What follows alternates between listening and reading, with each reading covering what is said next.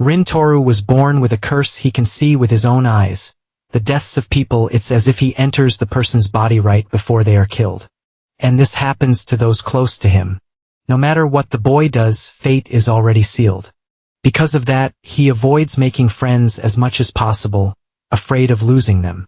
But one day, a girl transfers to his school and she has another power, the power to eliminate people without ever being remembered.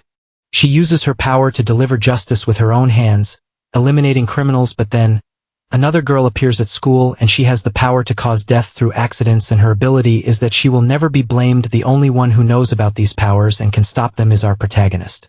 However, both girls soon become mortal enemies and Rin-toru finds himself caught in the crossfire. This story is really amazing, guys, and I worked on it with great care, so make sure to leave a like and a comment to help YouTube recommend our video to more people. Comment butterfly effect down below. Without further delay, let's get into the video. Unfortunately, death is already part of human coexistence.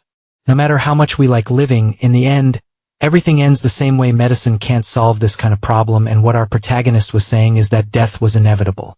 It was impossible to escape from it. Sometimes people lose their lives in accidents, or their lives are taken by criminals, and that was the worst way to be eliminated. And as incredible as it may seem, that was very common. Dying that way caused a lot of anger to family members. That's because they would start to hate the person who killed their relative. And many times the criminal ended up escaping unpunished. But why was our protagonist saying these things? He wakes up very early, and the alarm was ringing at 6:45 in the morning. If you usually wake up earlier than him, leave a comment here for us. He was even struggling to turn off the alarm after stretching. He opens the curtains, and while changing clothes, he remembers that he didn't have any dreams that night. That meant his day was going to go really well. After preparing breakfast, he turns on the television. It was talking about a criminal who was walking naked on the streets. Only in Japan do these bizarre things happen. The guy had been arrested. Fortunately, nobody suffered any physical harm. Next, the TV showed the horoscope. The boy comments that those things don't exist, but they still keep talking about people's luck and misfortune. The name of our protagonist is Rin-toru.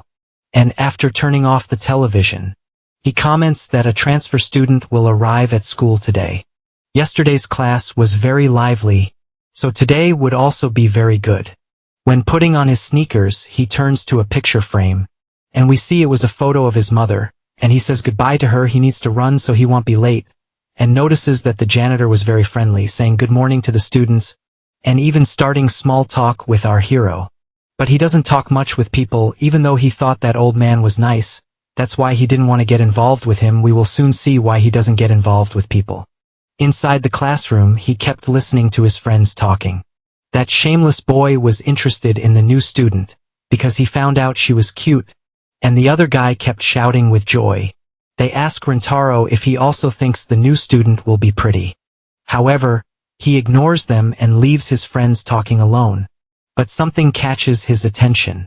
Each day that passed, he was becoming more and more lonely, and while everyone was talking, he goes alone to his desk. That bothered the boy, and while looking at the window, he thinks it's better to act this way anyway. By sitting at the last desk, he could avoid contact as much as possible.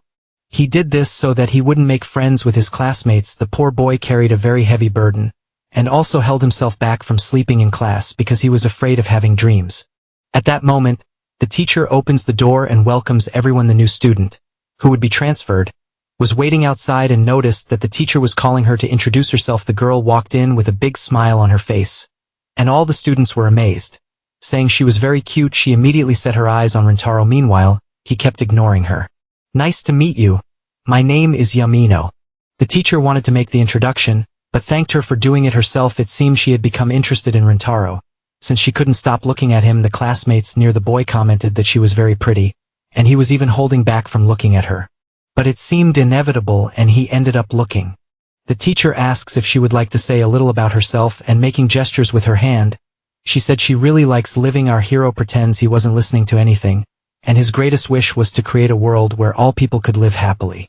The teacher makes a little joke saying that this goal was very difficult, and leaves Yamino embarrassed with that. The students start gossiping, saying that they are already in love, and since Rin-toru doesn't like making friends, he was quiet in his corner. The teacher told the girl to sit in the back, where there was an empty desk. Then Yamino goes straight in Rintaro's direction, and smiling with blushed cheeks, she tries to greet him after sitting down. The girls go there and keep asking which province she was from. At that moment, our hero felt uncomfortable and ended up standing up. Then Yamino told her classmates that she needed to do something important, so she goes to Rintaro, preventing him from leaving the classroom. And smiling, she asks if he was Rintaro. The boy already starts sweating cold, and extending her hands, she introduces herself by saying her full name. In a very rude way, our protagonist said that he had already heard her name seconds ago, and didn't need her to repeat it. Since Yamino was very friendly, she asked the boy's full name. He didn't want to answer and ended up creating an awkward atmosphere, because everyone was watching that scene. After saying his name, which was Sahatome Rintaro, she was very happy and immediately reached out her hand to greet him. The girl had seen him leave home, which meant they were neighbors, and upon hearing that, he already started trembling nervously and even clenched his fists, and in a very rude way he said he didn't want to shake her hand, and ends up leaving, thinking about that rude crazy guy. Poor Yamino stays there not understanding anything. I know you already feel like kicking him, but take it easy guys, he has a reason. The poor girl just watches him walking away. At that moment, someone touches the girl's shoulder and tells her not to worry about Rintaro, because he was like that. He was a little melancholic and scary. Besides, no one ever knew what he was thinking. On the other hand, he didn't want to get involved with anyone and much less have friends. That's because our hero's power was to see people's deaths, especially those who were close to him. It seemed that the closer he got to someone, the faster that person lost their life. At that moment, he realized he was dreaming again. He was in the body of another person walking on the street. This person was going home after work, and the late-night traffic was total chaos, and at that moment, the man ignored the traffic light and crossed the street. And because of that, he ended up suffering an accident. And to make matters worse, the person still had a wife and a daughter. Rintaro was seeing everything as if he were the victim. And that was the traumatic vision he always had whenever he slept in bed. He kept tossing and turning. Whenever he fell asleep, he ended up having those visions. On the news, they reported an accident that had happened that dawn. Rintaro realized it was exactly the man he had seen in his premonitions. Those visions of his never failed.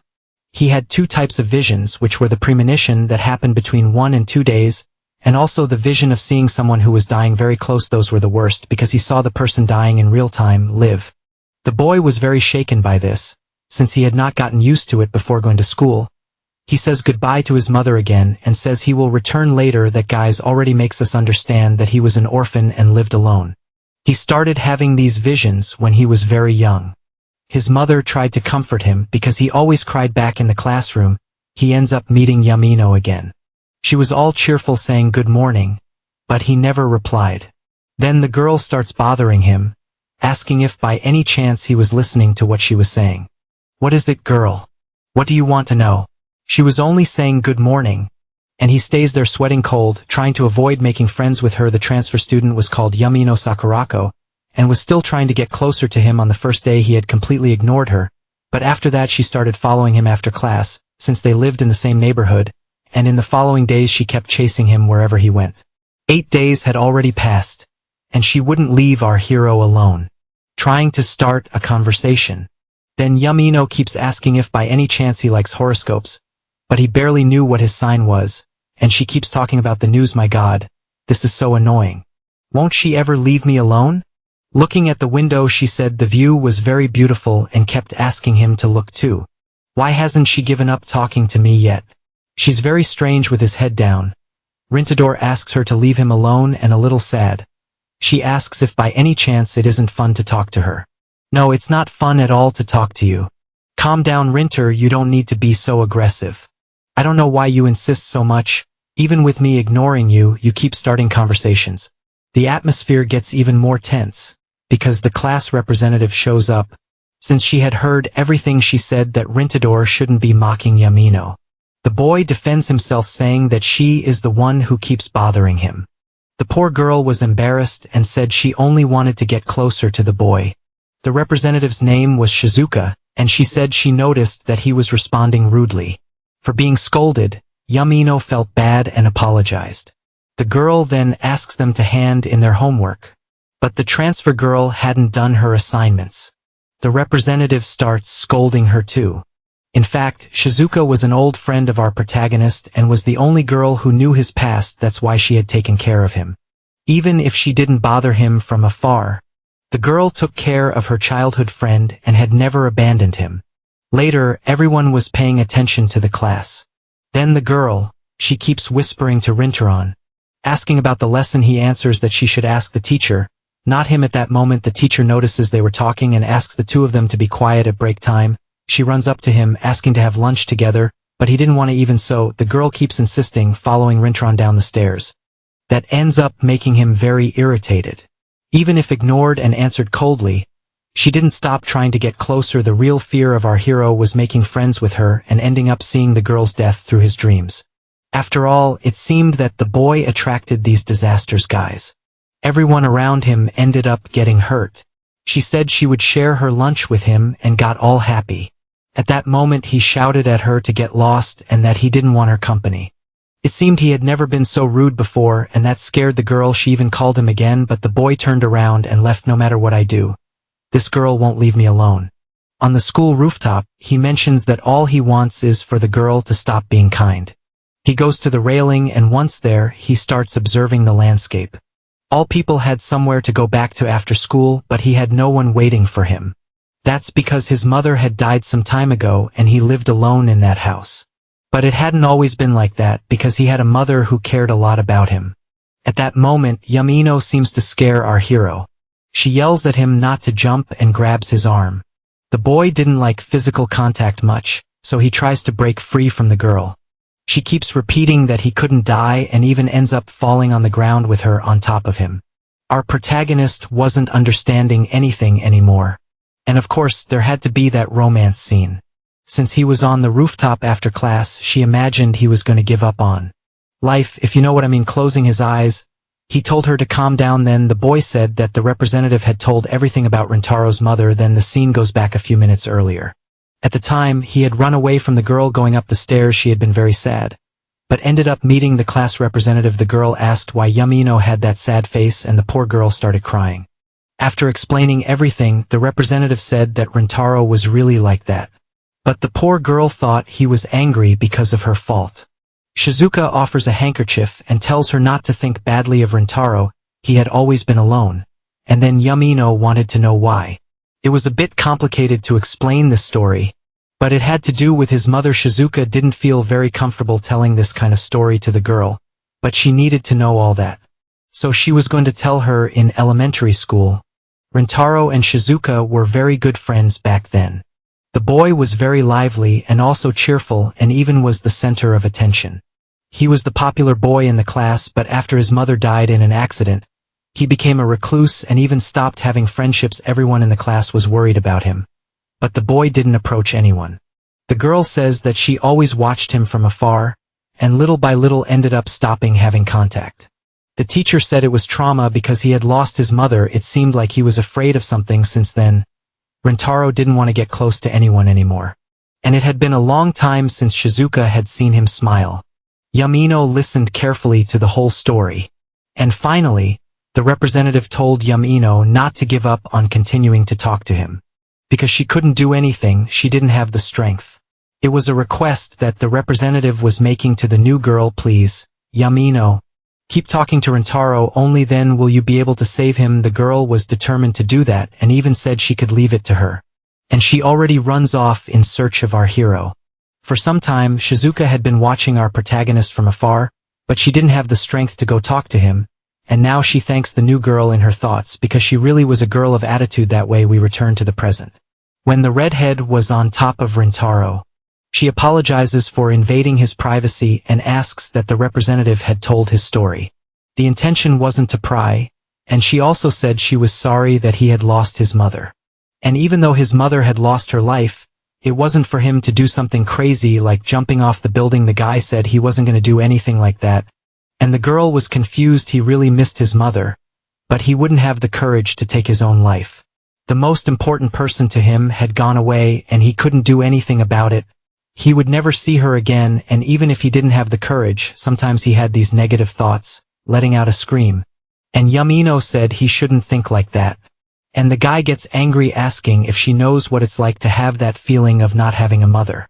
Again the girl yells saying that he couldn't die because in the future he would meet someone who truly cared about him. Besides, there were many fun things he could do, and if he gave up he wouldn't enjoy them. She was very worried and said she would teach him that there are many good things in life.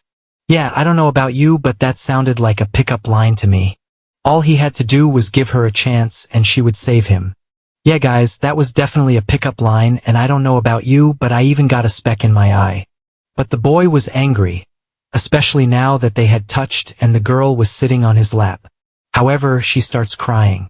That makes him a little worried. They had only known each other for a week and he couldn't understand why she was so worried about him. This is called love, my dear. Just because they sat next to each other didn't mean they were friends. Besides, he treated the girl very badly during that time.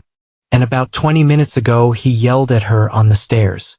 But now the girl was all worried and crying and even comments that she looks like a kitten and starts to laugh. This was the first time in a long while that he found something funny. This catches Yamino's attention and she is surprised. He ends up revealing to her that it had been a long time since he had a good laugh. This ends up leaving the poor girl confused. Then he lets a tear fall and apologizes to Yamino. While still on the boy's lap, he keeps saying that he wasn't making fun of her and he wasn't trying to die. He just liked to go up the building to look at the scenery, and now that everything was cleared up, he asks Yamino to get off him. Hearing these words, the girl gets embarrassed. And little by little she realizes that she really was on top of the guy and even lets out a scream and right after jumps back apologizing. The poor thing turned redder than a tomato and trembled all over asking for forgiveness. Now our hero had understood why he was avoiding her as much as possible. In a mysterious way he feels that they were very similar. She wanted everyone to get along. Just like her mother, her smile was magnificent, and whenever he remembered her it was with that cheerful look. That's why he thanks Yamino and even gets a little embarrassed. She said that whenever he needs, she will be there to help him. Just wait. A twist is coming soon. Since this boy's curse makes those close to him lose their lives, so keep watching. Later he goes back to the classroom. Shizuka notices that the boy was fine, and even though she didn't show it, the class rep cared a lot about him. With her head down she apologizes for having spoken about Rintaro's mother to the new girl. But that wasn't a problem, he keeps saying. And he even thanks her for always taking care of our hero. The guy gives a charming smile thanking Shizuka and she gets all emotional. She even remembers when they were kids. One day she got hurt and the big guy went there to rescue her. When he realized the wound wasn't serious, he started laughing, saying he was very worried about her. And back to the present, she was crying, apologizing for not having managed to do anything all this time. Outside, Yamino was listening to the conversation. She realized Rintaro was fine, so she runs off all happy for having helped him. Even though Shizuka had stayed distant, she never abandoned the boy and he knew she was always around to help him. Leaving together with Yamino, they go on talking. She said it was embarrassing to have fallen on top of him, and the guy said he felt guilty for having mistreated the girl on the stairs. But in the end, he was glad because he got to talk with Shizuka again. He avoided getting involved with people as much as possible, because he was afraid of seeing their deaths. He reached a point where they wouldn't go together any further. When saying goodbye, he thanks her for not giving up on him during that week, and the sweet Yamino kept hopping all happy. Then she reveals that something also happened with her mother. She had disappeared when she was in elementary school. The guy feels bad because he had said she didn't know how he felt. In fact, my mother didn't die. When I woke up, she had simply disappeared. Since then, she has been looking for her mother, and even comments that she loved her smile on her face. That's why she kept smiling. She believes that if she stays like this, someday she will find her. Our hero asks if she lives alone, and the girl confirms, I have never seen another country besides Japan where orphan children live alone like this. Isn't there an orphanage here? No, what there are the most are characters without parents. She also went through trauma when she was a child, but even so she kept smiling without abandoning her joy before saying goodbye. He said that they were the same. It was as if they were birds of the same feather. She laughs saying yes. She agrees and jokes saying they are two peas in a pod and that's why they would get along. He finally decides to hold her hand and they greet each other. Arriving home, he decides that he will start making friends again because that would be good. And his mother would wish that. He ends up closing the curtain to sleep, and in the middle of the night he has a nightmare of premonition. He didn't know if this power was because he was one of the chosen ones. No, this was more like a curse. This ability to see another person's death is terrible. He not only sees death but feels it on his skin. It was as if he had already lost his life countless times, and that's why he imagines that if he doesn't befriend anyone, none of the people around him will lose their lives. Whenever he had these visions, they came true. He sees someone returning to his school and goes to the classroom where he used to study. Then she walks slowly. When she hears the caretaker's voice asking why she was there at school, we realize that it was Shizuka, the class representative. She had forgotten something and returned to school. To the caretaker gives her a wicked laugh and even keeps saying it is very dangerous to walk the streets at that hour of the night. The girl trembles, finding this very suspicious, and said she would just grab the object and run back home. However, the man had a knife and ends up hurting her. Being sarcastic, he said that the girl could get hurt, and now that she was lifeless, he would take care of her. The girl falls to her knees on the floor, and all of this scene our protagonist was seeing in first person and could clearly see the face of that jerk. The criminal said again that he would take very good care of her body. You can already imagine what this guy means by that, right? Shizuka would have her life taken by the school janitor. And the next morning, when he wakes up, he mentions that this was the worst nightmare he ever had. This could only be a lie. His best friend would have her life taken that night. He even wonders if it was because he reconnected with her, or if it was already destined to happen, but what he could not allow was for this premonition to come true. The next day he goes very early to school. That's because he was not able to rest at home. When he arrives there, he starts thinking of some strategies to save Shizuka, but ends up hearing the girl calling his name. And when he turns around, it was exactly her, Shizuka. She was in the classroom giving him a good morning with a smile on her face. That was too traumatic and he couldn't even answer properly. She asks if he was okay and the boy keeps stuttering, saying a weak good morning. And noticing that he was fine, she smiles again. At that moment her friend arrives and starts talking. According to his premonitions, the deaths happened about 1 or 2 days later. And poor Shizuka, guys, she didn't know anything. Looking at his own hands, he thinks about what he could do. Even if he tried, he couldn't change destiny, since she was destined anyway to lose her life. Even though it was dark in that dream, he could clearly see the janitor's face. No one imagined that this guy would be capable of doing those things, especially because he was very kind. They do say you can't judge someone by appearances. That is true. Bad people usually hid, blending into the crowd, and one thing was certain. All of Rintaro's dreams came true in the classroom. He thinks that maybe he won't be able to save his friend. That's because other people close to him ended up dying. Even when he tried to save them, that happened with his own mother, since he saw her death 1 day before. No matter how much he tried, he couldn't change her fate, and in that moment he realized he didn't have a superpower, but rather a super curse. And there was little Rintaro before his mother, who had just suffered the accident. At that moment he ends up getting startled. And then Yamino was there giving him good morning. She asks if he was okay. That's because he looked sick, and since his face showed worry, she kept asking what was going on. He knew she cared a lot about his well-being, but he couldn't tell the truth, so he just made up some excuse. We know she wouldn't abandon him anyway, right guys? She even kept saying that if he was going through any problem, he should tell her, since they were friends. If by any chance he said out loud that he knew, everyone would be scared. But that would make things much easier. Of course he wasn't going to say anything, and only made an excuse, saying that he was sleepy. He apologized for worrying her, and the girl said there was no problem. It didn't seem like she was nosy, but rather a girl very concerned about her friends. But he couldn't help showing that he wasn't feeling well. He just didn't tell others about the visions because that already went wrong in the past. When the vision started, he told his little friends, but they thought it was strange and didn't believe him until people started dying the same way he said, and with that, people began calling him the Reaper. Wherever he went, people gossiped until he started being excluded from games, and little by little drifted away from friends until there was no one left. And his mother decided to move to another city because of that. Now, in the present, he knew he couldn't go around talking about his visions to people. He would have to keep all of this to himself.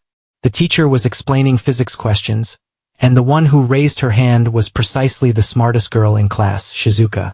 And she starts answering the questions, hitting his hand on the desk. He knew she would be eliminated that night inside the school, and the one who would do it was the disgusting janitor. Those scenes were engraved in the protagonist's mind, and then seeing him there, she gets worried. When the class ends, the two go to him to ask what had happened. The boy realized he was lost in his thoughts, and they comment that he looked pale and was even trembling. On top of that, he was soaked in sweat. Shizuka said he should go home if he wasn't feeling well. And they even told the teacher that he was sick. At that moment, he hits the desk saying he can't go home and leave her alone. Of course, this scares the girl, asking what had happened. And even the classmates start commenting, saying Rintaro was weird today. The guy apologizes, saying it was nothing, but of course, the girl knew something was wrong. No matter how much he tried to change the premonitions, it never worked, so he goes to the infirmary. After measuring his temperature, they saw he didn't have a fever. He gets up saying he's going back to class.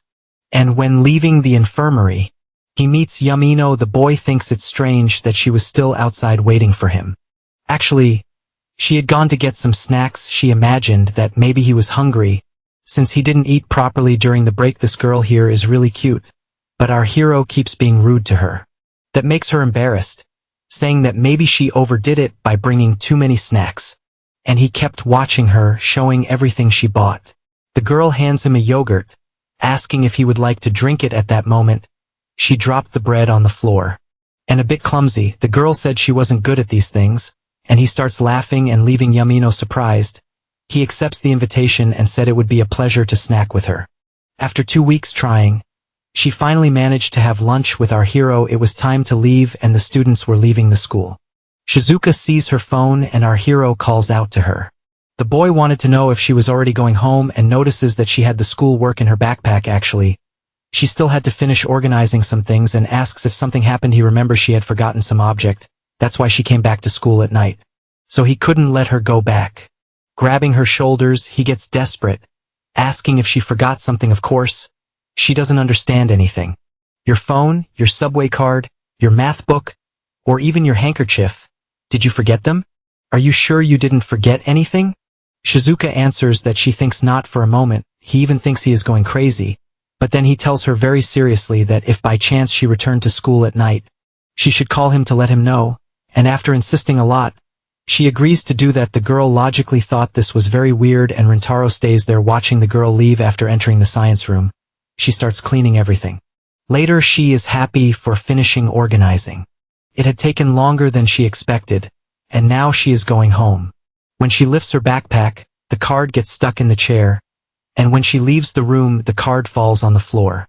It had been the subway card she forgot in the room. The girl keeps remembering Rintaro, telling her to let him know in case she needed to return to school. It was very strange for him to act like that, and the girl even thought that maybe he liked her. Besides, he kept offering to carry her backpack, and she gets all happy, imagining that maybe they could date in the future. All happy, she goes singing to the subway station. Arriving there, Shizuka noticed that the card wasn't in her backpack. That was strange because she had used it earlier, so it must have been left in the classroom. Already at Rintaro's house, he was wondering why his friend wasn't answering. I don't know why he don't get out of bed and go there to help the girl, but he keeps sending messages asking if she had already left school and that when she finished she should let him know. Since she wasn't answering, he decides to call the girl, and after ringing a few times it goes to voicemail. Shizuka wasn't seeing her phone and her concern was trying to find the subway card. At that moment someone bumps into her, dropping her bag. They both apologize and we see that her phone was ringing, but she ended up not hearing the call. He was already getting mad because he called countless times and even imagines that the worst might have happened. So he decides to go there to check. While going back to school, she remembers that Rintaro asked her to call him, but he seemed kinda sick, and if by chance she called and he was sleeping, that would be annoying. Because of that, she decides not to call and decided to go back to school. Even so, arriving there, she walks through the dark hallways, and right after the janitor appears behind her, just looking at this guy's face already makes you want to kick him hard. And look at this sly little smile of his. The poor girl was alone in the school with him, and at that moment she feels a shiver. It was precisely that despicable being behind her. And as the girl walked, he kept taking steps behind her. The girl goes to the science room corridor, and when she touches the door, he appears behind saying good night. Shizuka quickly turns around. And it was at that moment the girl ended up being eliminated. That day was marked in the school's history. The next day there was no class and the news started to spread. Then you may know she dropped her phone on the floor. She couldn't believe what had happened. He was in the teacher's room and was completely paralyzed. Even the teachers, outraged, asked how this could have happened. The principal said that the police were already investigating and our hero was there all downcast. At that time I got a little angry at him. Think of a cowardly kid. He stands up really fast and the teacher asks if he had any adult he could trust. In a serious way he said he didn't have any. Then he goes to the hallway locker, and when he goes to get his shoe, the janitor ends up appearing. That was the man who had eliminated his best friend. And this trash's voice was familiar. And while he said that classes were cancelled, the boy quickly turns around and realizes that the guy was completely fake. Saying that the criminal was around the school, he punches the locker and starts remembering all the moments he had together with Shizuka. She was a true friend, and was always smiling. What he most wanted now was to fly at this idiot's neck, and with an evil face, he keeps asking if by chance that girl was his friend. You better go home soon, boy, because the culprit hasn't been caught yet. He starts shouting, saying he was going to end that bastard's life, but at that moment, Yamino appears opening the door. He gets really startled because he was interrupted, and the girl, she keeps pretending, saying they should leave. Even the teacher over in the other hallway keeps saying that they should leave since they were disturbing the crime scene. With that, she holds Rintaro's hand and tells him to leave quickly, and she is already dragging our protagonist outside the janitor. He seems to have realized that the boy knew he was the killer. Right after that it starts raining and they wait outside. The girl asks if Rintaro heard the news, and he said yes. It was kind of hard to talk about a friend who lost her life last night. He went to the school, and when he got there, she had already died. The janitor was no longer at the crime scene. And with a lot of anger our hero keeps blaming himself since he could have done more, but it was useless because she was already destined for that, and even if he couldn't save her, he was angry at himself. The rain wouldn't stop. And then Yamino said she would have to leave. Even so, opening her umbrella, she asks if he would like to walk together with her. But our big guy, he doesn't answer anything. She knew they were friends, and that's why he was suffering so much. The guy apologizes and tells her to leave alone. Since he was going to stay, the girl agrees and says goodbye, telling him not to take too long because it was dangerous. The big guy said it was alright and tells her to be careful and ends up saying goodbye watching the girl leave. Our protagonist starts thinking that this is all his fault, since he had become friends with Shizuka again, and right after that he leaves through another path. It had already stopped raining, and he walked so much through the streets that he ended up getting lost. He ended up on a path that was not his way back home. He recognized it as a park where he used to play with Shizuka. There were no children playing there in that place. Maybe it was because it was already close to night. So he ends up sitting on the swing and thinks about what he could do to break this curse. Just watching was too painful, and the poor guy starts crying. Folks, he knew who the killer was, and did nothing. Maybe he could have called the police. It's likely people would call him crazy and wouldn't believe him, but at least he would have tried a little harder, right? Still crying.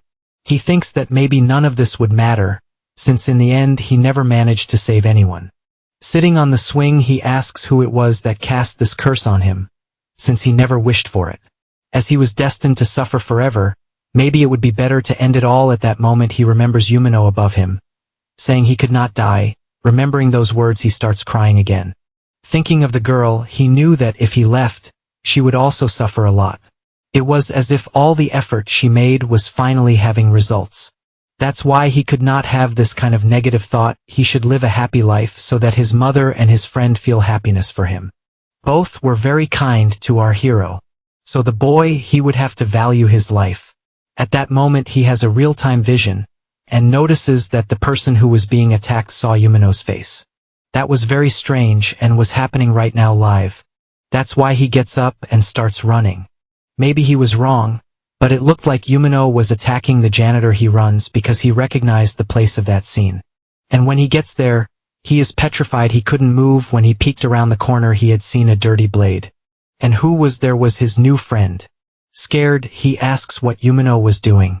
And we see that the girl was all dirty with red liquid. Giving a sinister laugh, she says, "Good night, Rintaro." The guy, he starts sweating cold, because he knew his ability didn't lie. He had seen what just happened with Shizuka. The scene he had seen was a scene from the present. He had clearly seen that with his power. The girl, she had eliminated the janitor. She hit his neck with her knife, and the girl asks if it wasn't too big a coincidence that he had arrived there, since his house was a few streets up. The boy sweats cold, and she asks if the teacher hadn't warned him. Walking at night in that area was very dangerous. She gives a smile and her cheeks turn red. That voice and way of speaking were clearly Yamino's. But there was something about her that felt strange. The personality was completely different, and she was in a place that was a crime scene. He clenches his fist and runs past her. He didn't want to believe that was true, so he decides to see with his own eyes. And when he turns the alley, he finds the janitor lifeless. All that vision was true, and his power never failed.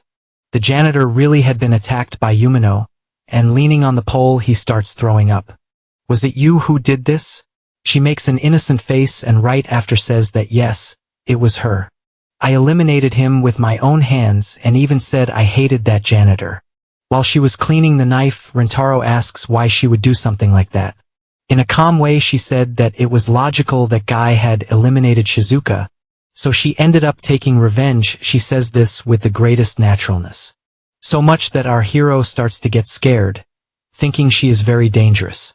Only he was supposed to know that information, and he wonders, how did she find that out? "Did you go to school last night and end up witnessing the crime scene?" She said no, and that if she had been there she would have stopped it. "Then how do you know?"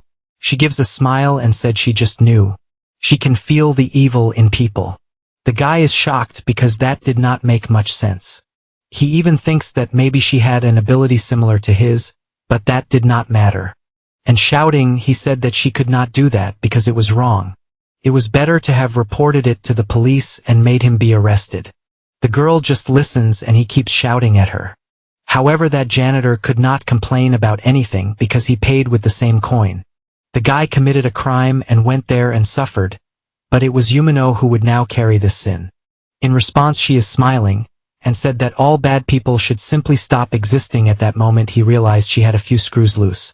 She even asks if he thinks prison would be the right price for such a criminal, especially since there are big chances he would not serve the sentence and still live for the rest of his life. Someone who took another's life should pay the same price, the girl keeps saying. In the real world, people commit much worse things and still get documentaries praising what they did. Yamino said it did not matter if she eliminated one or two people. There will always be bad people, but just one she eliminates is enough. Because if she had done that before, Shizuka would still be alive, and trying to convince our hero. She asks if it would not have been better if that janitor had died earlier. She throws the handkerchief up and says that evil must be eliminated from this world. But the boy thinks that is not right because now she carries the weight of a crime, and even if they were bad, it was not for her to judge them. However, she insists that Guy killed his best friend, and asks if by any chance he would like to forgive him. Our hero shouts, saying it was not like that at all. She simply did not have the right to judge someone's life and death. He even puts his hand on his chest, because he was feeling sick. According to Rintaro, if she paid with the same coin, she would be becoming someone the same. Then she gives a smile, saying that he is very kind and no matter what he says, she still thinks it is better for bad people to be eliminated. Turning the corner, she said she was already leaving. The boy tries to stop her, and she apologizes for him having seen those things, but he should not worry, because tomorrow she would forget everything. Remember this well, guys, because it will be important. He does not understand anything of what she had said, and then Yamino said that Rintaro was very kind, and that she hopes he continues being a good person for her from now on. At that moment Rintaro thinks he must have hit his head, and is going crazy and going back home. He was there trying to dissolve everything that happened in these last 2 days. It is not possible to find out how she knew that the criminal was the janitor. Most likely she had an ability like his. That girl had Yamino's face and voice, but the personality was very different. It even seemed like she was possessed by an evil spirit. He keeps saying, it is hard to imagine that that freshman would do something like that, even more imagining that all that sweet smile was a mask behind an evil girl. The next day he goes to school. Because classes had already returned, he is the first student to arrive in the classroom and notices that there were flowers on the class rep's desk. Seeing that, he already feels melancholic. It was strange that the press had not reported the janitor's death, but it was just a matter of time before it was discovered. He even imagines they will connect some dots between Shizuka's death and that janitor. Maybe they can investigate and get to Yamino. At that moment he receives a good morning from a familiar voice, and when he turns, it was precisely the little redhead who was behind him. She was trying to understand why he had that strange face. Then she gives a smile with blushing cheeks. The guy did not understand anything because she was acting as if nothing had happened. And the girl asks if he was still sad about what happened to Yuka. She even said that the culprit had not been caught, but that the police were already working on it. Hearing those words, he makes an evil face. That is because she was pretending, she was very cynical, as if she was not the one who killed the janitor.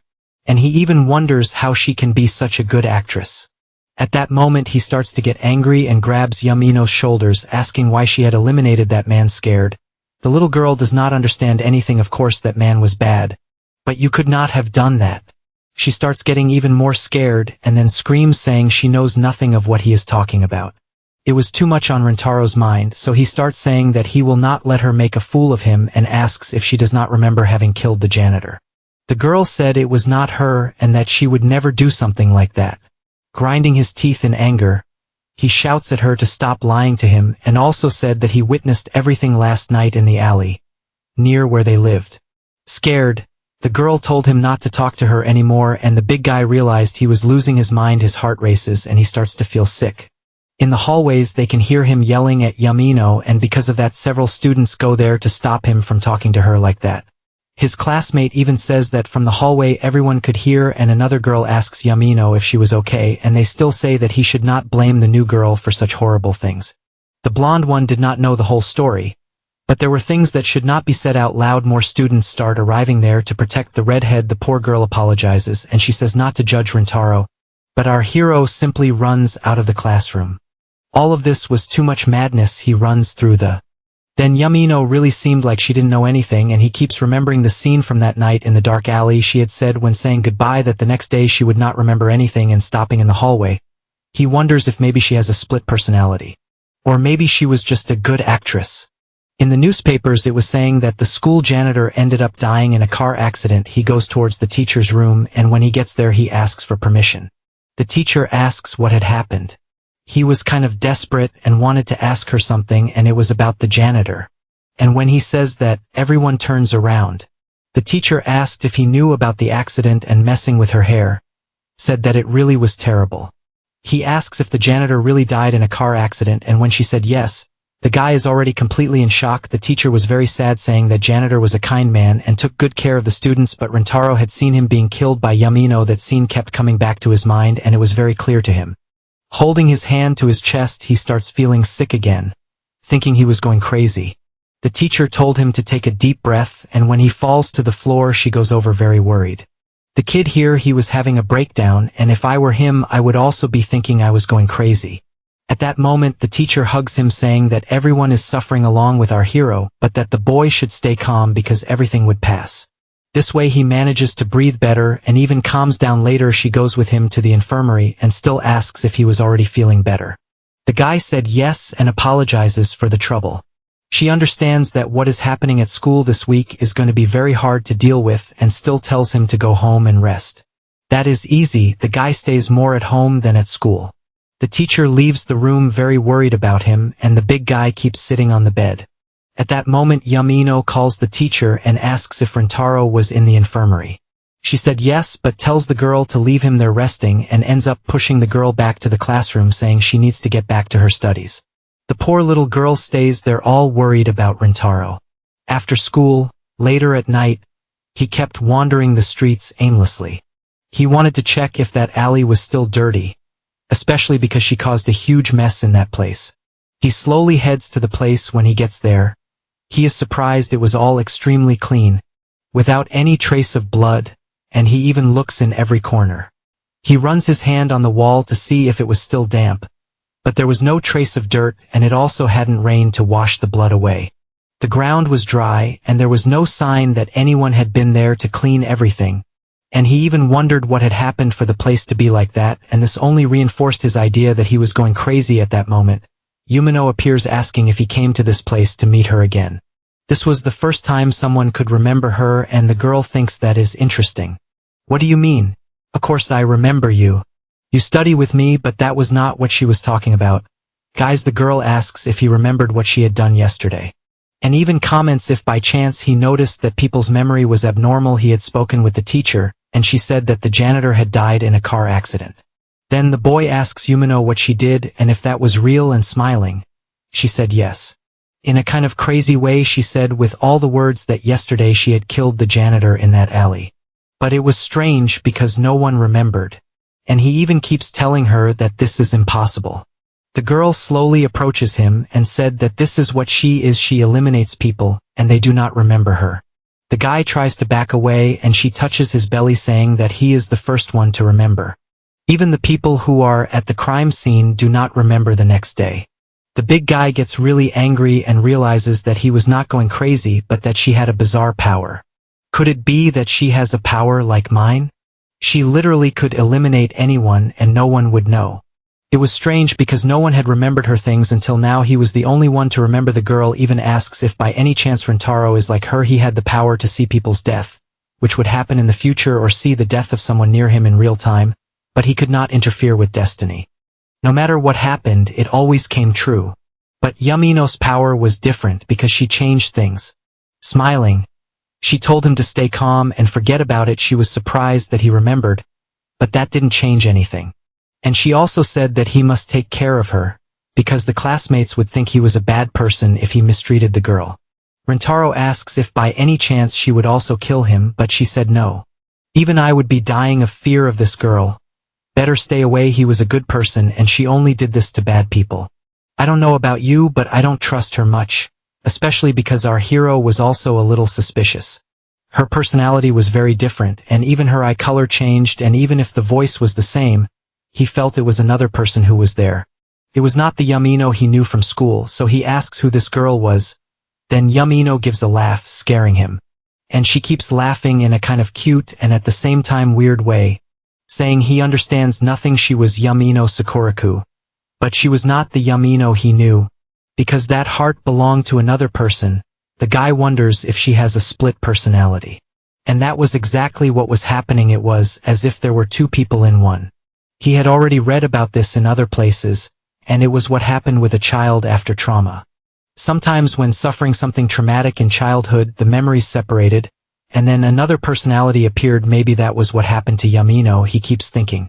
The girl reveals that at night this other personality shows up. It was like there was a night Yamino, and a day Yamino. Thinking of that happy and smiling girl, he imagines she must have suffered a very big trauma for this to happen. Then she asks if he would like to know more about her. Part of him wanted to know, he was curious, but another part was scared to death. But Rintaro said yes, so she was going to tell the whole story, and already starts revealing a bomb, saying her mother had died when she was little. The guy asks if by any chance her mother didn't disappear, and she said that only the day Yamino thinks that in fact, something much worse had happened. Her mother had her life taken away right in front of her eyes. Since she witnessed all of it, she ended up traumatized. The police investigation revealed that the person who did it had an old relationship with her mother. And with a sad look she asks Rintaro what he thinks happened to that person. Our hero already imagines that the criminal was probably arrested, and she said yes, that's what happened, but he was still alive even after having killed her mother. She had said yesterday that it was not fair for a person to kill an innocent and live long enough to pay for his sin. This injustice did not punish the criminal properly, so it was for her mother that she made this justice with her own hands. Rintaro would not be able to understand this kind of thing. Since her mother had gone, she could not accept that guy was still alive. That's why she promised she would make sure to kill him when she had the chance. Only then would she feel better. That's why when the sun sets, this other personality appears and she starts hunting bad people. With a smile she asks if he was surprised. No man, no, it's fine. I'm good. Of course not, right girl? Now that she told the whole truth, he needed to think a little. He doesn't even say anything, just stays there thinking. The girl reveals that he could very well hate her, but asks him to treat the school Yamino well because she had nothing to do with it. She didn't even know, and so she starts leaving. He tries to stop her, telling her to come back because he had more questions, but this was a goodbye, and he would probably never see this personality of hers again. The guy keeps asking her to come back so much that I think he is falling in love with this crazy girl. But at night he was in the bathtub thinking. He wanted to think he was wrong, but it seemed he started to convince himself that Yamino was right. If bad people were eliminated, innocent people would be saved, but only the night Yamino knew these things. He keeps thinking that when he meets the girl, what kind of face should he make? And even if they were bad people she had eliminated, still she had done something criminal, but at the same time it was hard to judge someone who does things through another personality. I know guys, this is a really complex story. It's that Death Note talk. That you think it's fair or not, Kira keeps eliminating criminals with that innocent little face of Yamino. He knew she had no fault at all, and while drying his hair, he said he only believes her because he also has these strange powers. He even thinks it would be much better if he didn't know anything. The scene changes to the next day at school. In the teacher's room, he was talking with that blonde. The teacher asks if he was better today, and the guy said yes and apologized for making her worried.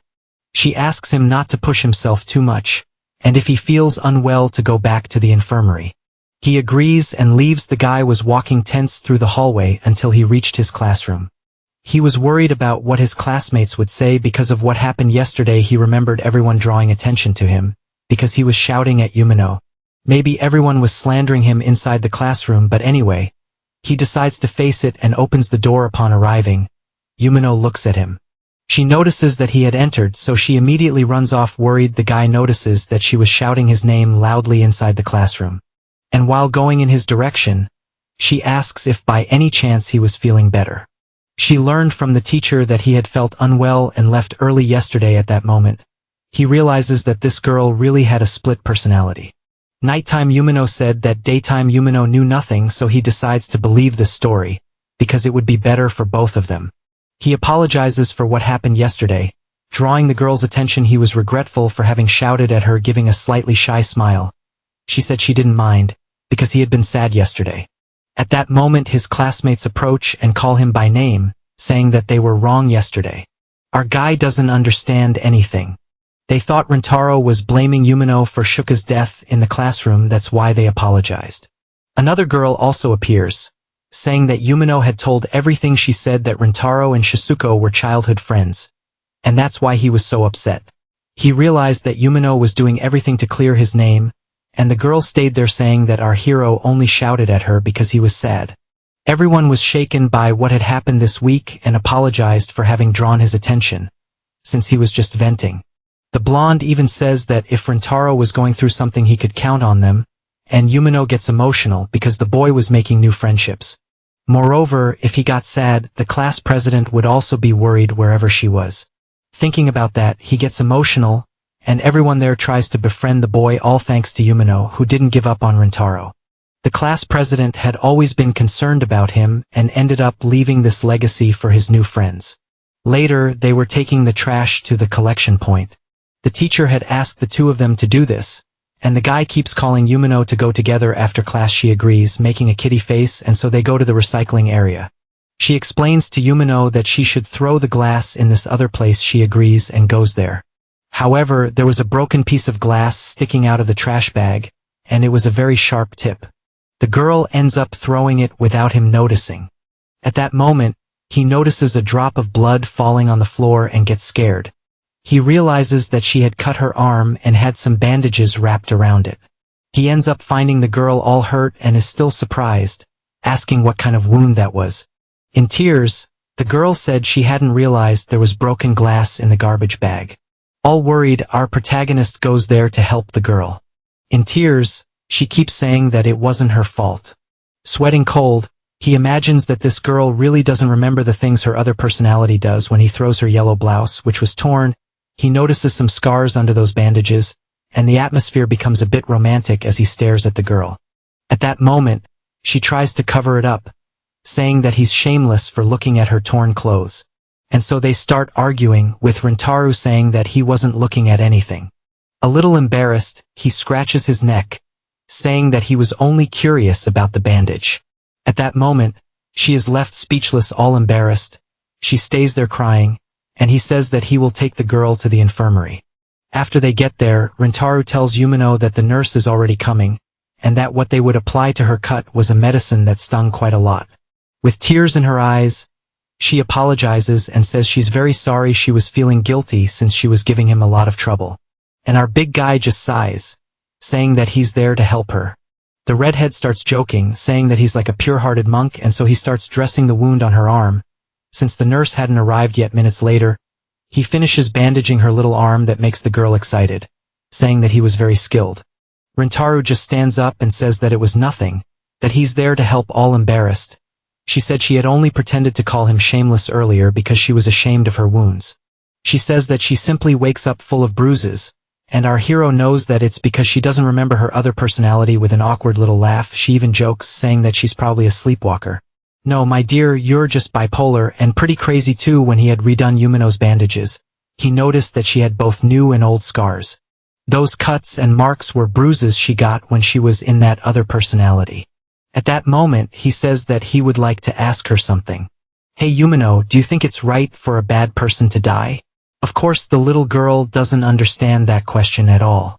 Well, let's say someone you love very much is killed by someone, and that person is now right in front of you. Do you think it's okay to kill them?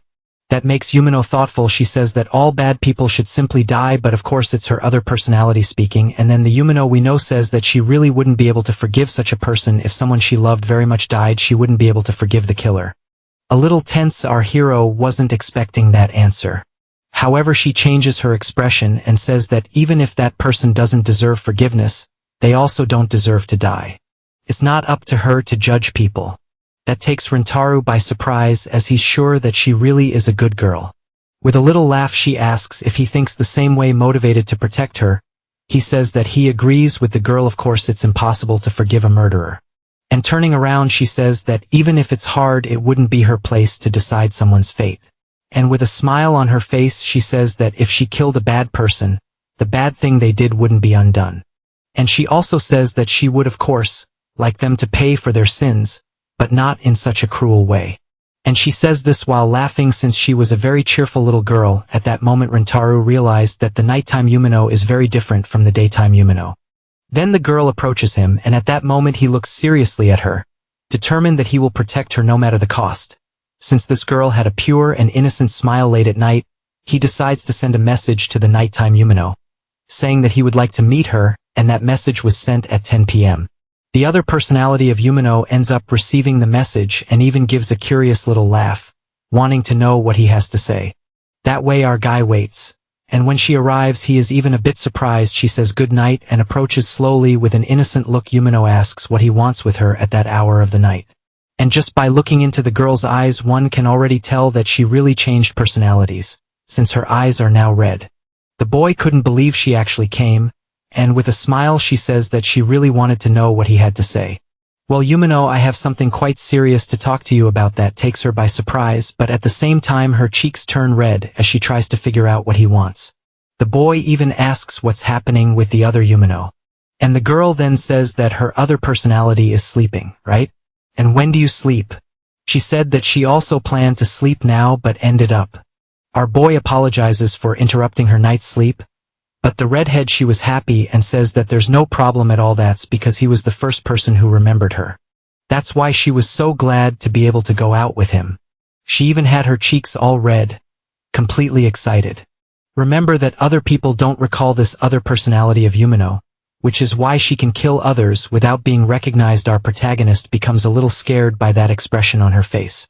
Kicking a small stone, she asks what he would like to talk about. While the stone rolled around on the sidewalk, he remembers the conversation he had with her at school. He had talked with daytime Yumino about what she thought of someone being punished with death, and good Yumino said that she didn't think it was right to judge people, even if they should suffer the consequences. It wasn't up to humans to decide whether someone should live or die, and she had even said that her ideal world would be happier if no kind of death happened. And in a serious tone, he said that this was Yumino's true wish, that people wouldn't die. And even said there were no lies in her words. Then Night Yumino ends up interrupting the boy, saying that probably her other personality really thought that way. However, he was talking about another person, not this Yumino he's seeing right now. The two were completely different people, but both were trapped inside the same body. Our hero remembers this power the girl has, and even mentions that only he can remember the things she does. However, he couldn't decide which of the two Yuminos was the true one, and when he says that what she's doing is wrong, the girl gets angry, asking if he doesn't feel hatred for murderers. Yes, I do hate them, but it's not up to you to do this. It's not you who should judge these people. Even if we kill the person who killed the class president, she won't come back to life. Even if we eliminate all those people, the ones who died won't be resurrected. All agitated, he keeps saying that they must let the law judge those people. Oh my dear, if it were here in my country, you could kill as many people as you want and nothing would happen. And you might even become a celebrity. Our protagonist wasn't worried about the murderers, but about Yumino herself. And he says that every time she dirted her hands with these horrible things, she was gaining more sins for herself. At that moment Yumino realized that Rinora's concern was entirely for her. And to increase even more the consequences of the girl's actions, he says that he will remember every person she kills. Before only she herself remembered, but because of his power he would be able to remember too. Our boy didn't want Yumino, that beautiful and sweet girl, to dirty her hands. And worst of all, he didn't want her to get hurt either, and since she's already getting hurt, if the other Yumino ever finds out that she does this kind of thing at night, she would be very upset, and he didn't want her to suffer. Even though the two shared the same body, they had completely different personalities. Our boy says that while also feeling fear, he was afraid that someday Yumino would regain consciousness and learn everything she had done, and when that day comes she will completely break down. Head down, he says that he wishes both could smile and live a happy life, but the girl ends up interrupting him, saying that's exactly why she doesn't want the other girl to regain consciousness. So in that case, I'm going to stop you from killing again. I won't let you dirty your hands ever again. I won't let you be alone. And he says this while holding her. He wanted to protect the redhead no matter the cost. That's because he hadn't been able to protect his schoolmate. At that moment Yumino starts crying. The guy didn't understand anything, why she was reacting that way. In fact, she was very happy and even started hugging our boy tightly. This was the first time someone had ever been worried about her, and she kept hugging him. With a smile on her face, she also says that people didn't remember her, that's why that moment was so meaningful. And she even assures him that she isn't suffering at all, didn't even feel any pain, and now that she's found him, a person who can remember her, she won't let him separate from the girl. And she keeps saying that with a very psychopathic look. Guys, and of course our boy is already trembling in fear. My God, what am I doing? He had gotten close to Yumino's other personality, and she stays there thanking him for caring about her because now she wouldn't be alone anymore. While she says she's all happy, he keeps trembling and she realizes that he's afraid of her. Then she approached very slowly. She got so close that she almost touched him. And Rinoru, from now on please keep watching me forever. He doesn't know whether he should hug her or not. And with shining eyes she said that she loved him. The next morning he goes to school and was there cleaning the board. His friend asks if he's not going to stop by the snack shop, and he says yes. In fact, he was really tense, guys, because of what happened the night before. Actually, his plan kind of went wrong because now Yumino would like him even more. And between us, that wasn't exactly what he wanted, right? If their talk wasn't enough, he would have to act to stop her from committing other crimes and being arrested. There were several murderers spread all over Japan, but of course Yumino wouldn't take a plane or a bullet train to travel just to take revenge on them. That's why he imagines that the girl only carries out those acts of justice in the area near where they live. If it were a criminal in a faraway place, surely Yumino's other personality wouldn't go there to kill them, but our hero kept watching the little girl, wondering if he would really be able to convince her. At least the talk they had yesterday helped him discover that there's a limit to how far she can go to carry out her killings. At that moment his friend in the back calls out to warn Rintaro. That's because a shuttlecock was coming straight toward his head. He ended up getting hit and the redhead saw everything. Later he goes to his classroom, now with a bump on his head. Then Yumino ends up being called by the boy in all sweet. She laughs and asks if he got hurt. The guy says no, and she asks if something was bothering him because he seemed a little strange. Of course our protagonist wasn't going to say anything, and she keeps insisting, saying that if he's going through some problem he should tell her everything. You too, Yumino, if you're going through any problem, you can tell me everything. With a little laugh she said that of course she would open up to him. When it's time to leave they end up walking home together. It was already getting dark, and he was walking a bit tense, afraid the other personality would appear, but the girl is very innocent, guys. She has no idea that there's another personality inside her body. On the way she ends up finding a cute little dog and goes there to play with it. Meanwhile Rintaro watches the whole scene and even thinks she's really very cute. The man with the dog ends up leaving, and the two say goodbye. They had already arrived at the place where they lived. The redhead comments that it's an old building. She hadn't moved since her mother disappeared, and she started living on her own income, and even comments that in fact she's a lot like Rintaro. Our boy agrees, saying that yes, they're very much alike, and it was exactly because of that that he wanted to protect her. But the only difference between them is that he knew his mother would never come back. But she didn't. She still had hope, so he ends up calling out to Yumino. The girl turns around asking what he wanted to say. He imagines that the only way to stop her from committing those crimes is by telling the girl that her mother is no longer alive. That way he would break that cycle of hatred, making her other personality lose control over her body. He was hesitating to say it, that's why he was quiet. Most likely she would hate him when he told her that her mother was dead. But he needed to do it and ends up telling the girl. She doesn't want to believe it and keeps asking if he was serious. And he repeats with all his words saying that she imagines her mother disappeared. But in reality she lost her life right before her eyes. And it was because of that she ended up creating a trauma and didn't remember what happened. When he says those words, she starts to feel a terrible headache. And he still says that she shouldn't keep waiting for her mother to return because that way she will never find peace. I'm sorry, Yamino. I know you're suffering, but know that you're not alone. I'll always be here to help you. She starts screaming, telling him to stop saying that, and even kneels on the ground screaming as if she's in terrible pain. No, stop. Stop that. What? Why is she acting like that? Can't be. Could it be that her other personality is appearing? And that's exactly what happens. He starts hearing the creepy voice of the other girl. I told you not to talk about that. See how cruel your attitude was. That was Yumino's other personality. Hey Rintaro. You've been a very bad boy. She calls him to continue this conversation at her house. And he's terrified. I can't believe him at her house. The girl apologizes, saying that her house is really small, and he tells her not to worry about it, because he's used to it since his house is small too. He asks if she really lives alone, and the girl says yes and even laughs a little, saying that they really are very much alike. Im skret, im so done for. The guy turns and asks why that other personality of hers ended up appearing. Of course he was finding that a bit suspicious, and she stays quiet, then says it's because he had cornered that girl after saying those painful words, and then she ended up fainting. She gives a sinister little laugh and then stands up. Are you hungry, Rintaro? Believe it or not, I'm a very good cook. The guy was absolutely terrified, guys, and worst of all, he had hurt Yumino for nothing because it wouldn't help at all. She would forget everything. And since she was offering a free dinner, he ended up accepting. And because of that, she gives a cute little laugh, saying that she would really like to see him tasting her food, and so he spends a few minutes there at her house, and meanwhile he's dying of fear, thinking she could grab a knife and stab him. After a while she comes back with a plate. Offering it to him, the guy eats it and says that it's truly delicious, and they spend quite some time talking about everyday things. It seemed like she really wanted to get to know him, and because of his feeling of guilt, he ended up talking with her about his interests. After that he thanks her for the meal and says that she really cooks very well, smiling, and then Yumino says that he's the first person to ever taste her cooking. And Rintaro admits that it's also the first time he's eaten food made by someone other than his mother, and both of them comment that their mothers left them recipe books. The boy asks nighttime Yumino if her mother was really murdered. She said yes, and that when she saw it, the good Yumino ended up becoming traumatized.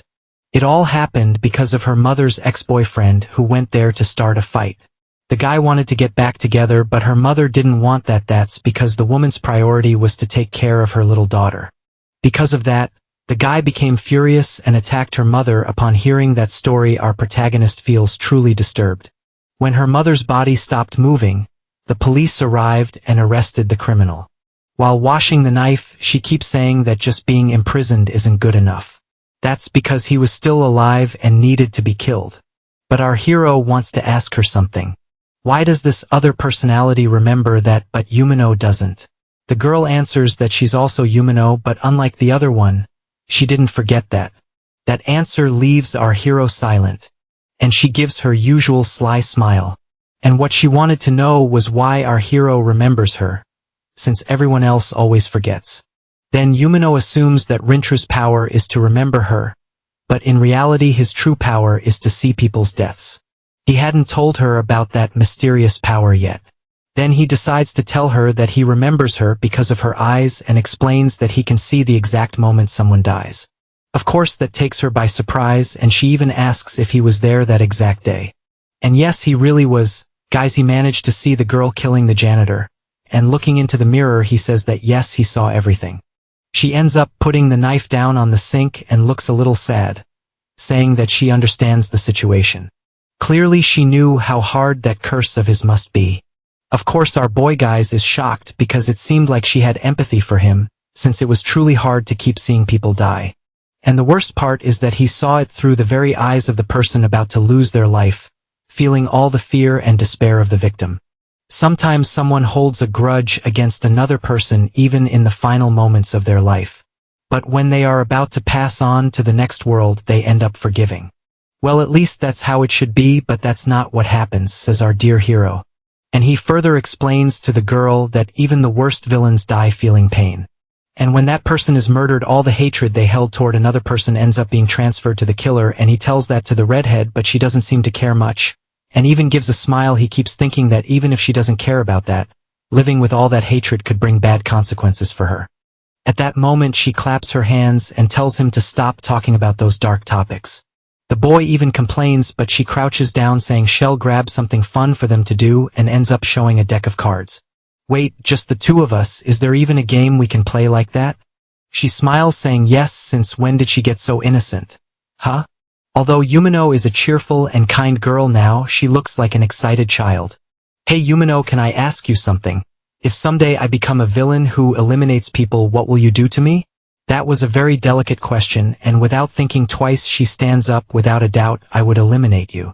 The guy trembles all over, and she keeps that mischievous little face. If I were him, I'd have already jumped out the window and gotten out of there. But she comes closer, calling his name. Before she could touch him, he steps back, and she realizes that he was feeling very afraid of her. At that moment he says that he needs to go home and grabs his backpack. I'm not staying here another second. She understood that she had just said something very frightening. So she lets him leave, saying that she can't wait to see him again. And the guy even thanks her for the dinner. Of course he was really scared, guys. But before he leaves she ends up calling his name.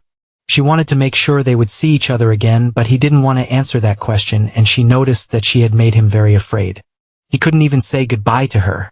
Already outside he kept thinking that when she said she would kill him without any hesitation, he got really scared. The next day at school some students greet him with a good morning. Siadami Rintrus a bit downcast, but then he decided to act as if nothing had happened and put a smile on his face. His friend asks if he's read a new manga and even shows it on his phone, but when he looks at the screen he ends up seeing a drop of blood. That completely freaks him out, but it was just a scene from the manga, and when he looked at that he became traumatized. He even saw his friend dead. Calling his name, it seems that what happened the night before ended up causing a disturbance in our hero. After falling to the floor he drops a few books. His friend asks what happened, but Rintaro is too traumatized and even sees his friend being struck. Then a girl appears, and it was none other than Yamino. She had eliminated all his classmates, and at that moment he wakes up from that nightmare. Guys, the boy was truly becoming traumatized. Sweating cold, he prays that it's only a nightmare and not one of his premonitions. With his hand on his chest he keeps saying that it's really hard to tell the difference. Every time he dreamt about that kind of thing, his friends ended up dying, so he decides to go to school, and some students are chatting about their homework assignment before entering. He keeps wondering if his friends are really going to die or not. But they were all there, calm as if nothing had happened. Well, it seems everything's normal as always. I guess that really was just a nightmare. However, his dreams felt too real, and he couldn't get Yumino's words out of his mind. Her saying she would kill him without hesitation. With his hand on his face, he tries to compose himself. Let's hope this is only a dream. In the first class, Yamino comes to apologize for last night. He asks about what, and she keeps saying that she felt sick and that he had to take her to her house. Then the boy remembers that she had forgotten everything. She didn't even remember that he had told her that her mother had died, especially since the other personality appeared at that moment and said that all of Yumino's memories would be erased.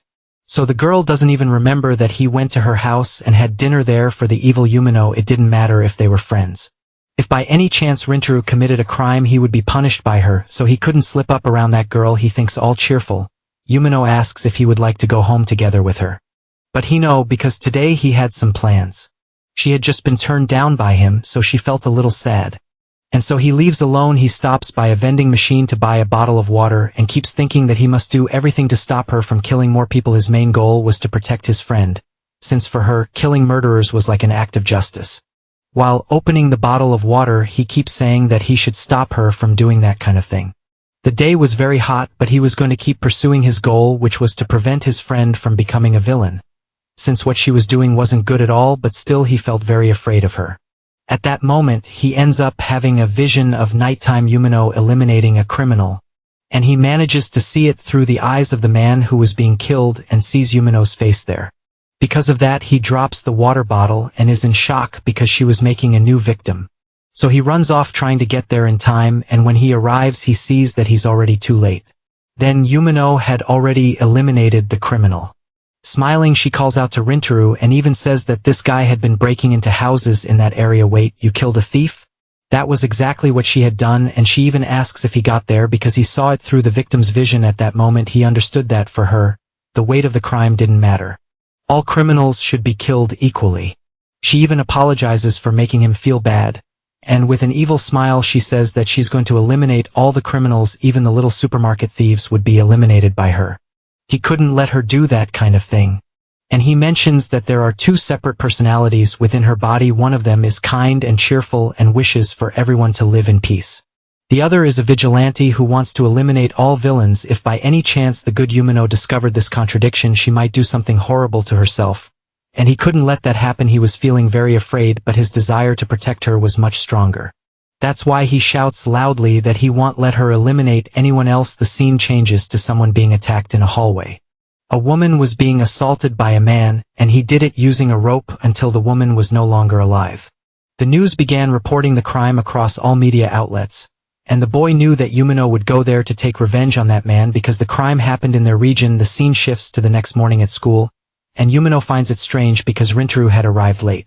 Maybe he wouldn't even show up to class. She even sends a message to the boy, and he says that he's not going to school today because he caught a cold.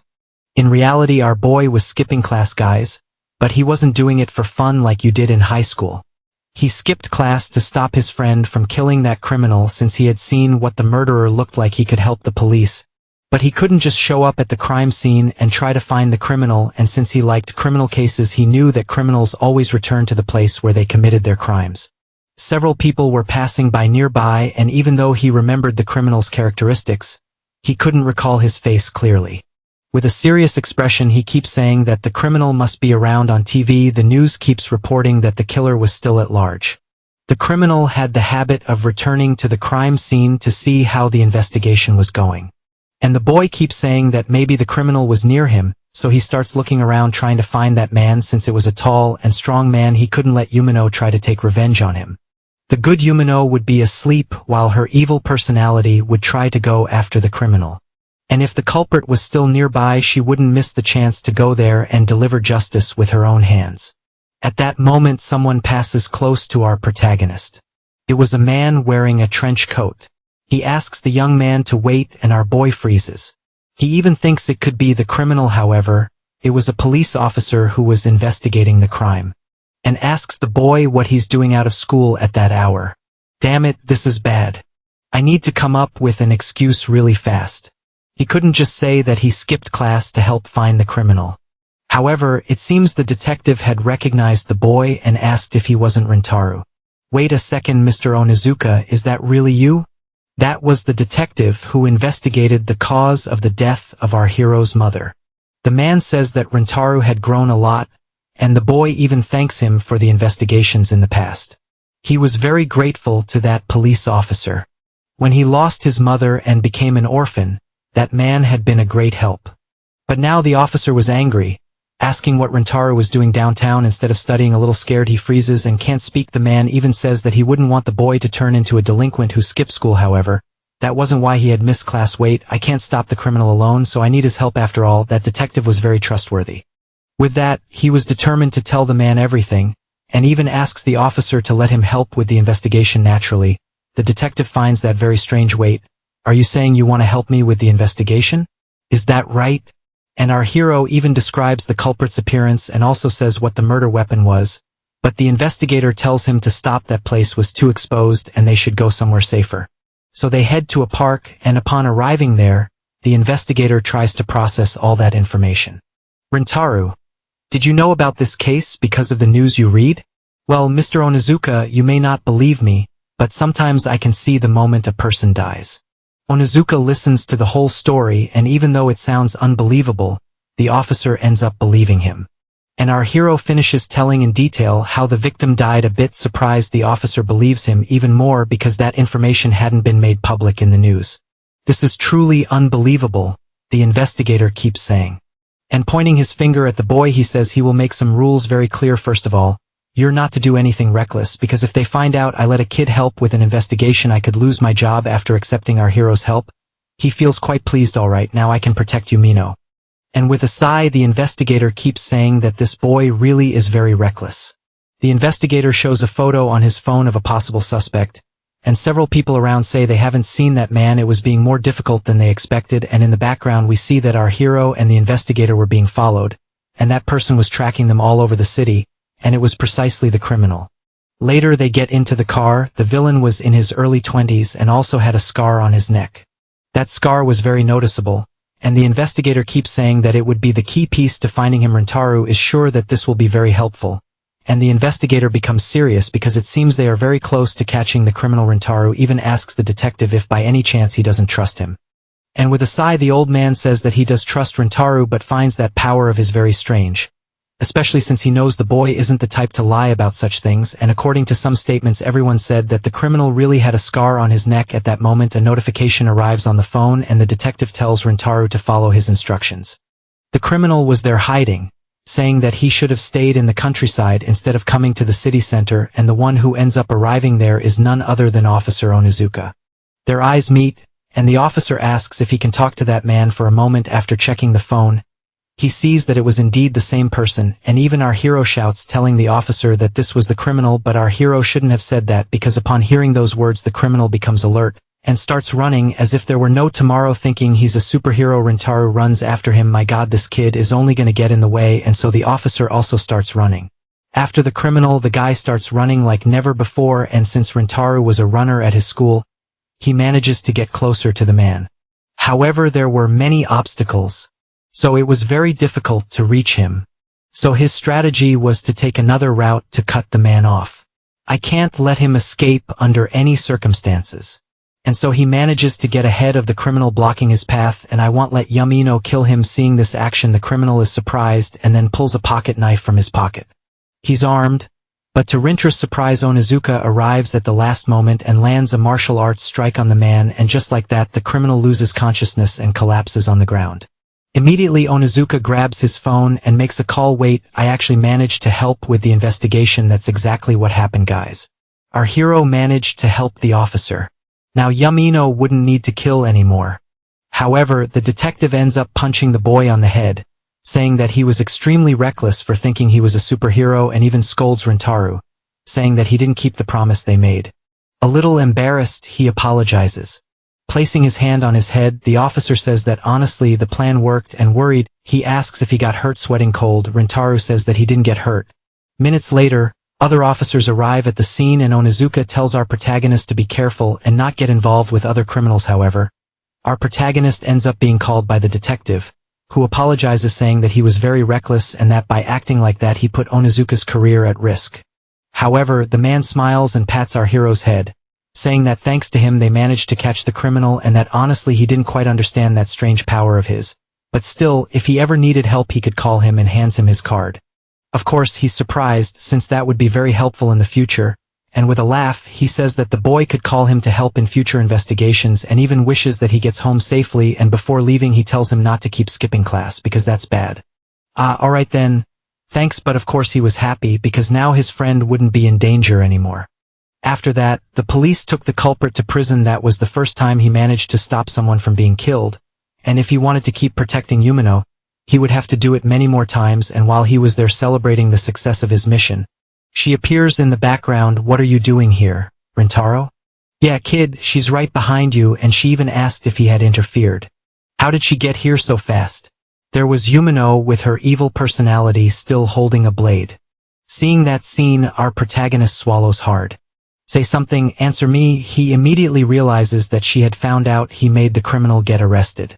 And then she says that he had lied and also skipped class, and starts sliding her fingers along that sharp blade, saying that because he got in her way she couldn't eliminate that evil man. The guy just keeps watching her.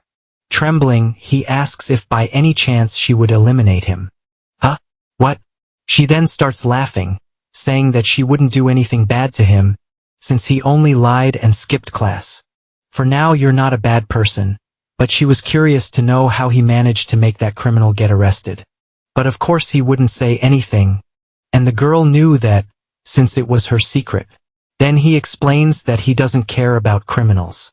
His real goal is to protect Yamino. He doesn't mind people being killed. What he really didn't want was for her to be arrested, or for the other personality, the good Yamino, to find out about the bad things she does. At that moment the girl asks why he's trembling all over and if he's afraid of her, making his cheeks turn red. And with a cute little laugh she says that's exactly why she loves him so much. This girl keeps teasing me. She was very different from the other Yamino, who was a shy, sweet, and also innocent girl. And it was for that girl that he so badly wanted to protect her. And before leaving, the girl says that she won't let him interfere next time, and the guy keeps shouting saying that he won't let her do anything bad to other people. And with an ambitious smile she says she doubts that he had let his friend die without even trying to protect her. But this time he would do anything to protect Yamino. They end up leaving that place together. The girl keeps saying that he actually did a good job by getting the villain arrested, and that she'd like to know how he managed to do that. And Rintaro keeps trying to convince Yamino, saying that she should let the police deliver proper justice in those cases. You're too stubborn, Rintaro. It would be better if I just eliminated all of them myself. While they were talking, they ended up hearing the sound of a train approaching, and a girl shouts for someone to get out of the way. And they all look toward the sound. There was an old crossing right in the middle of the train tracks. The old lady looks directly at our protagonist, and she seemed worried about something. Rintaro even shouts for her to be careful because she's about to be hit, but he was about to jump onto the tracks and Yamino ends up holding him back. It wouldn't help at all for him to step in front of the train. And she even says that he could get run over too. And at that moment the train ends up running over the old lady, and both of them witnessed that dramatic scene, and the worst was yet to come with what our hero noticed. He saw that girl who had shouted for the old lady to be careful giving a sinister smile. At that moment he thought he saw something strange, but he didn't know if it was just his imagination, so he stood there in shock, not knowing how to react. The news was talking about the criminal who had been arrested. He had managed to stop Yamino from killing that man. But still, what happened afterward was even more shocking. They had witnessed an elderly woman being run over by a train, and worst of all, there was a very creepy girl on the other side of the tracks. He couldn't get that image out of his head. While getting ready, he swore he had seen that girl giving a macabre smile. But since it was dark, he couldn't see it clearly. Even so, it was something that tormented him the entire night. There had only been 4 people there on that occasion, so there were no other witnesses. Given the situation, it was treated as a simple accident. It was also strange the expression that the old lady had made at him, as if she were asking for help. The black-haired girl had shouted to that lady, but because of the noise of the train he couldn't understand. It seemed like she was shouting for the lady to be careful, but he wasn't sure if that was it. Maybe that girl had shouted a threat. That was very unlikely. So he shakes his head. Then again, there was a girl who killed other people and no one remembered it. So there could indeed be other people with bizarre powers. In the classroom he keeps questioning that, thinking that the girl might have a power similar to Yamino's or even his own. At that moment the redhead appears saying good morning. He says good morning too and finds her behavior a bit strange. That's because she was way too cheerful, saying that there was a new student at school and that she thought they might become friends. My dear, let me tell you right now, you two won't be friends at all. Meanwhile, Rintaro keeps telling himself that he should stop thinking about that black-haired girl. At that moment, the new student arrives in the classroom, and it was precisely that girl from the train tracks. The teacher tells everyone to welcome the new student, and the guy is already in shock, frozen. It can't be, it's that girl. Her name was Jagasaki, but she was known as Saki. Then she introduces herself saying that her name is Jagasaki Kakuri, and that from now on she's looking forward to making friends with everyone in the class, quickly becoming popular with several girls going up to her. During the break, she explains that she moved to the city because of her parents' jobs, and she's wearing a different uniform because she hasn't gotten the one from this school yet. That's why the school gave her permission to keep using her old uniform. Rintaro couldn't take his eyes off that girl, not even for a second. He was sure she was the girl from the train tracks. Then Yamino goes over to welcome Saki, and they start becoming friends. Both introduce themselves and agree to use only their first names with each other. It seems the new girl hasn't noticed me yet, though she is quite popular. When he had called the police last night, that girl had already disappeared. He stayed at the place where the old lady was run over, and Yamino hadn't noticed that girl either. So that was very strange. It seemed like it was just his imagination. Or maybe that wasn't the girl from the train tracks, but while he was thinking about that, she ended up turning around, and he got caught staring at her, so he quickly looked away to cover it up, and the two of them kept staring at him.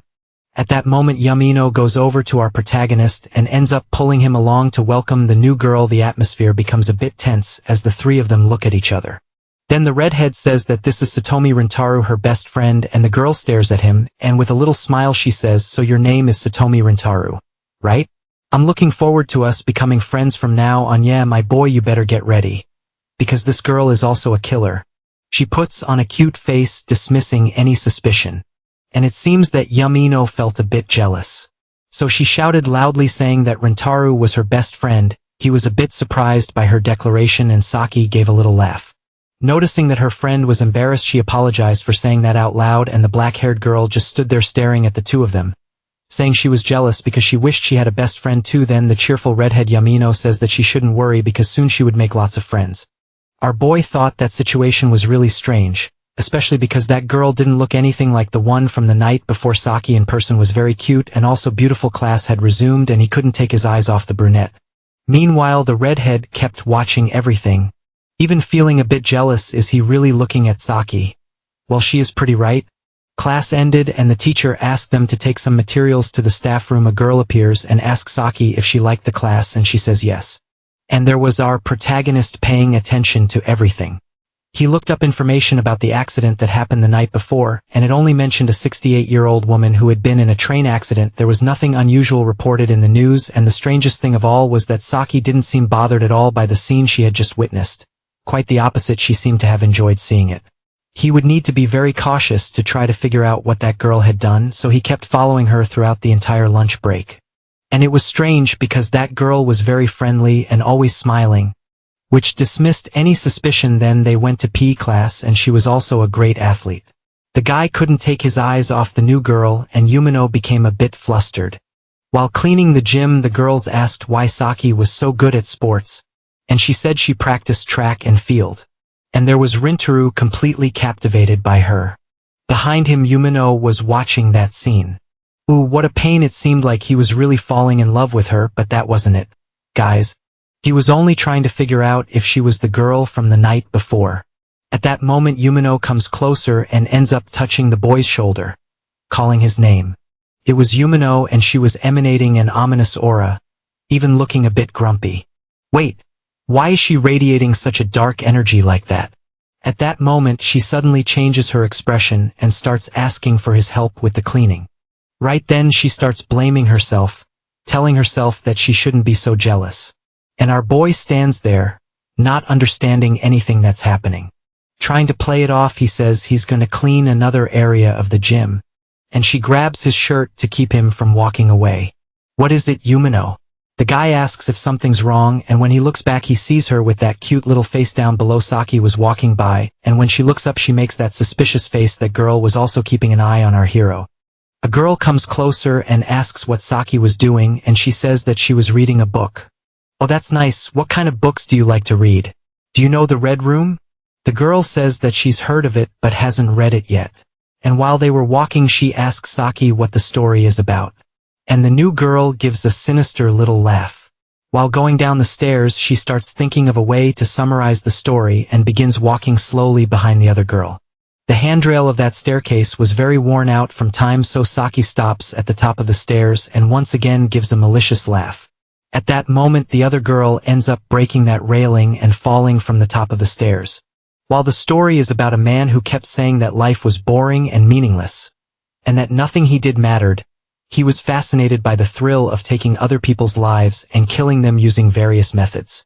And he did it as if they were simple accidents, and as soon as she finishes telling it the girl hits the floor completely shattered. The other girls hear that noise and run out to see what happened. And from up there Saki is all pleased with what just happened. The girl really lost her life and our protagonist was there witnessing that scene. Can't be, this really happened. He even starts sweating cold. His classmate had lost her life. Several students were around Saki asking if she was okay, and the girl was crying a lot, but our protagonist didn't believe that fake act. A girl tells Saki not to feel guilty since the teacher said it was an accident. And another girl repeats that she shouldn't feel guilty, because that staircase was very old. Before that accident, the students had passed through the hallway to take some materials. So as not to disturb those students, Saki and the other girl went through the emergency stairs. They ended up changing the route, and the one who had suggested using the emergency stairs was precisely Saki, and she keeps crying saying that it was her fault because she suggested they go that way. However, the other girls keep telling her not to feel guilty. When they got to the emergency stairs, the student slipped and fell, hitting the railing. It was just bad luck. The girls keep saying no one had done anything wrong, but deep down our protagonist doesn't believe that. Then Yamino becomes very sad, saying that Saki feels guilty and even comments that Rintaro looks really scary. He tells his friend that he was just thinking about something. Things have been very strange since that new girl entered their school, and he says weird things have been happening for quite a while, and we see that Rintaro had a vision of the girl who lost her life, and she had seen Saki's very strange face. She had made that same satisfied expression as the night before at the train tracks. The scene goes back a few minutes before the incident. When Yamino was there holding him, the guy asked what was wrong, and she said that he had spent the whole day watching Saki and that was bothering her. But at that moment he felt a strong headache, and that was when he had the whole vision of the girl losing her life, and that was the confirmation that Saki really was a villain. He saw her suggesting they use the emergency stairs and also heard the whole story about the book she was reading. In reality, Saki didn't even touch the girl, but it seemed like everything had been planned. She even shouted loudly for her to be careful, and it seemed like she really didn't want her friend to slip, but she slipped and went straight toward that railing, and when she touched that bar it broke and she fell from up there. Saki even reached out her hand to try to help, but that was impossible. Only deep down she was celebrating as if it were a completed mission. Our hero has all those visions in a short span of time. Then Yamino becomes worried, asking what happened, so he quickly stands up, making an excuse, saying that he's going to the bathroom. That smile of that girl really was a killer smile. She had even said out loud for her friend to be careful, and now in the present she was crying as if she felt her friend's death. If she did that, then why is she crying now? That's very strange. Classes end up being cancelled. Rintaro even wonders if he went to ask that girl. Would she answer him? The teacher appears calling for Saki, saying that the police would like to ask her a few questions, and also says that she would like to ask Rintaro a few questions too, since he was there at the scene. Turning to Yamino, he says goodbye to the girl, and she tells him not to overdo it. And so the two go to the location to talk with the police. He was briefly interrogated. They asked a few questions about the victim, and he only answered what he knew. The school would have to undergo new renovations since the emergency stairs hadn't been repaired the last time. Since the stairs were old, it was very likely that new accidents could happen. Saki was also being questioned, and it was clear that she was crying a lot. The teachers mentioned that Saki had been with the girl, but had no involvement in the accident. As he passes by that door, Rintaro becomes very curious to know what they're talking about, and even tries to peek through the glass window, seeing that she was crying a lot. Her cheeks were even red from crying so much. And he ends up concluding that that event was also unfortunate for the girl. Minutes later, he goes to a vending machine. When he gets there, he inserts a coin into the machine and a soda drops down. The new girl calls out to Saotome Rintaro. She says she's happy that he's still outside the school, and her expression is completely different. With a sly little smile, then she asks if she can talk to him for just a few brief minutes. And extending her hand, she asks him to sit down. No, that's not necessary, here is fine. Don't you really want to sit? This girl is acting very strange. With a cute little laugh, she says that it's very hard to get close to him. And what if you only like Yamino? And he says no. With her hand to her mouth, she says she was only joking. He tries to play it off, and she says that the main point now is about the painful scene they witnessed yesterday. Wait, she's talking about that accident on the train tracks. He asks if it's exactly about the train accident. And the girl apologizes. She says she's sorry for making him witness that twice in a row. What do you mean by that? Now she says it's exactly about the train accident and also about the one on the stairs that happened today, and pointing to herself, she says that all of that was caused by her, and even asks if he knows the story of the Red Room, which was a tale published in 1925. In fact, that was the record of the elimination of a certain man. The man was totally bored, so he decided to eliminate 100 people, and he sought stimulation for his life. That's why this part of eliminating people was like a hobby for him. One day, he met another man in a state of great panic who kept asking if there was any doctor nearby. He pointed to a place where there was a hospital, and the man went there. But when he returned, he said that his wife had ended up dying because the doctor at that hospital was a fraud, so in a way the man who had pointed him there was responsible for her death. With that, he realized that he could be blamed for murders without even doing anything to the victims. If he used those techniques, he could eliminate several people without being punished by the law. After that, he began making several schemes so that people would be eliminated one by one. He pretended to guide a blind friend and pushed others into a ditch. Sometimes he even led kidnappers to rob on cliffs. He finally managed to eliminate 99 people. Our protagonist who was listening to that story was in panic, guys. The key phrase in that story was elimination without malice, and that was very similar to what she was doing now. She was eliminating people without even doing anything to them. Our protagonist is in shock, saying that this isn't right, but she draws his attention, saying that in reality she did nothing wrong and that it was all just entertainment. The guy remembers his classmate lying on the ground and wonders if that was entertainment for her, and he even gets furious hearing those words. She only told that to Rintaro because he had suspected her. If it weren't for that, she would never have told the whole truth. Was it a coincidence that you were there today too? Or maybe not. There's something about you that draws me and something in you that attracts me. Well, either way, nothing I do will ever bring any consequences to me. She keeps saying that no matter what she does, she will never be incriminated. She says she wants to enjoy life, that's why she does those things. This girl is completely insane, guys, and she even says that she's addicted to the thrill of eliminating people. Today's one was my 27. There was still a long way to reach 100, and our protagonist gets angry, shouting at her. He even says that he won't allow her to keep doing that kind of thing, but the girl says that nothing can stop her and reminds him that everyone around always says she's not guilty. It's like she has that kind of power, guys. She would never be held accountable for anything. With a wicked smile, she says that 73 still remain, and she has a long road ahead. But our protagonist says that she won't be able to keep doing that for long because eventually her methods will stop working. The girl asks if he really thinks that will happen and says that she has already thought of infinite methods to put her plan into practice. The guy even asks if she intends to make him her listener of the Red Room, just like in the story. And she says that he's a lovely candidate. Then he warns her that if she keeps doing those eliminations, sooner or later she will also be eliminated. With a mocking smile, she asks if it's him who will do that. But he says no, because in that school there is a killer who doesn't forgive wrongdoers.